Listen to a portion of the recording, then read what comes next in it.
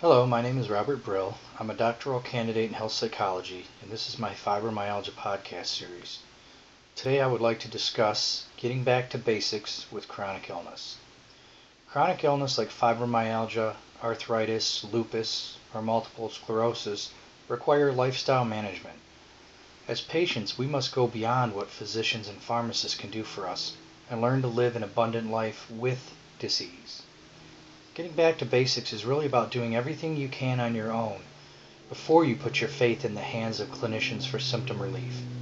Clinicians can only do so much, and in the case of most chronic illnesses, clinicians' hands are tied at times. So this is where we must step in and do what we can on our own, and there are a few principles that may make all the difference between illness and wellness. Doing what we can means eating right, exercising for cardiovascular health, and to avoid deconditioning, and wrapping your arms around your condition and managing it like your life depended on it, because frankly it does. While I do feel that it takes a number of things to get you to wellness, getting back to basics will deliver you to a much higher degree of treatability for your clinicians. You're essentially handing yourself over to your doctor and saying, "Here you go. I've done what I can do to allow my body to heal itself. I've purified my diet and maintained proper nutrition, and I've avoided trigger foods and unhealthy foods. I've adopted an exercise curriculum and have stuck to it for many months.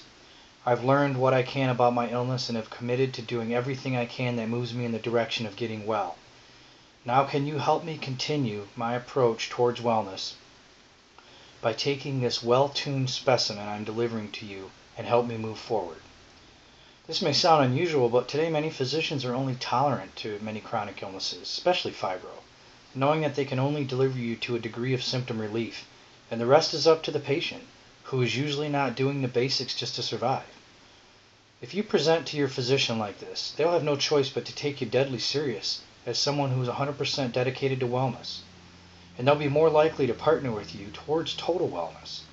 They'll observe your commitment to getting better and will feel that much better that what they are working with is a strong candidate for improvement versus someone who's looking for the answers in the form of a pill or who's really unwilling to help themselves, as so many chronic illness sufferers are. So consider, what kind of patient are you? And what kind of patient are those who do find symptom relief or become well, even if it's not a cure? My top 10 principles to wellness are acceptance, adjusting your attitude, proper nutrition, maintaining a fitness curriculum, stop being the victim, create a wellness plan of action, manage your health, educate yourself, become an advocate for chronic illness, and find hobbies to do. So to reiterate, the first principle is acceptance. You have to accept your illness in full and what has happened to you, or you'll have trouble moving forward. The second principle is adjusting your attitude. Chronic illness has a way of humbling even the strongest of individuals. Don't stop wanting it all, but stop being defeated when you fail or fall short, because this will cause setbacks. While all of these shortcomings matter, they are also the catalyst for greater disability, and for many who suffer from an illness. It's our attitude that dictates our coping response, and thus our success at navigating through our illness. Our attitude also helps determine to what extent we'll really respond to therapy. The third principle is fitness. Without a regular fitness program, you'll surely become deconditioned and increase your pain and fatigue and other symptoms.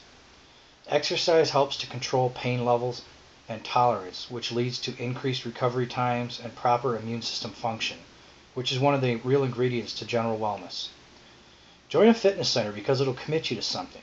It'll promote the social aspect of your life that's likely reduced anyways. Make plans to exercise with others because it'll put you on the hook to stand by your commitment. Try to go to the gym 2 to 3 times a week. And don't wait to go to the gym until you're not in pain, because you'll never go. The whole idea is to exercise to reduce symptoms. The fourth principle is nutrition. With fibromyalgia, your life is complex enough.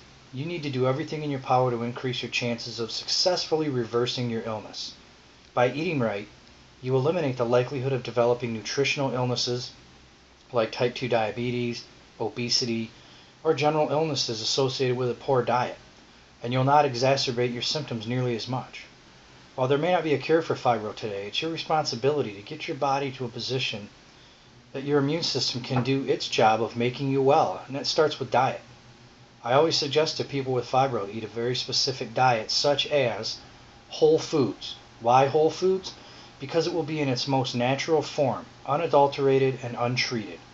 Eat raw foods. Why raw foods? Again, because these foods will be natural, unadulterated, and untreated, and because it will contain live probiotics and enzymes that are eliminated through cooking and processing. These foods will not have anything artificial added, especially through processing. Eat organic foods where possible. Why organic? Because these foods will contain a wider assortment of vitamins and minerals found in nature, but often not found in the foods we eat. If it comes from a plant, eat it. Eat cultured dairy versus uncultured dairy for their probiotic effect.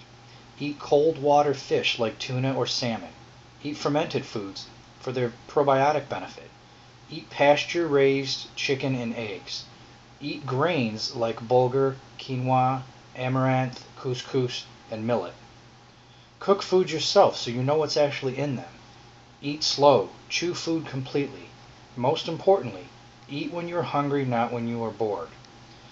Eliminate foods like white flour, white sugar, fried foods, processed foods, fast foods, high carbohydrate junk foods, alcohol, nicotine, and caffeine. And since there are gaps in any diet, supplementation is not a bad idea either. And I recommend that if you only take just 3 supplements, make them a raw whole food multivitamin, a raw probiotic, and a concentrated omega-3. The 5th principle is to stop being the victim. Learn to live again with illness. Stop viewing yourself as someone with limitations and disabilities. Stop catastrophizing. The 6th principle is create a wellness plan. We've really reached an era in medicine where the psychological and physical elements of the body are considered one. They're combined, related, and linked in every way imaginable. Wellness, then, is the result of a balance between physical, emotional, psychological, as well as the nutritional aspects of the human. The 7th principle is manage your health. You have to manage your condition. Stop depending on clinicians to do it for you. The earlier you find good clinicians, the better off you'll be, but you are in charge, not them. Understand your situation and learn to partner with your doctors. The 8th principle is educate yourself. Education really is the key. It's the fundamental ingredient to living a better life. The more you know, the better you will feel. I'm certain that through education, I've gained more complete understanding of my condition, and that translates into me living better. Get your arms around your condition. Know your disease, and you will know what's best for you. You'll know what you need to do, what you'll need to know, and what your clinicians need to do. Remember, the lack of knowledge leads to an increase in stress. The 9th principle is to become an advocate. Nothing I have done since I've become chronically ill has been more rewarding, more humbling, and more attitude adjusting than advocating for fibromyalgia. I've done so in many ways, like writing articles for my blog, sending hopeful messages to those on Facebook, participating in volunteering like support group meetings, seminars, and coaching others with fibromyalgia. These activities have enriched my life far beyond the reaches of Western medicine. Advocating speaks volumes for your wellness. Get involved, help others like you, and experience the benefits of advocacy. At some point you make the move from helpless victim to advocate in charge of your future.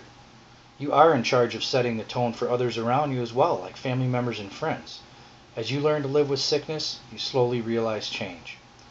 The 10th principle is find hobbies to do. Writing to any degree, participating in social activities, taking advantage of support groups, whatever. Hobbies take your mind off the pain. This is a proven fact. Do what you love or find new hobbies that you can do. Having pleasurable activities in your life will add to your quality of life and increase your enrichment. Thank you.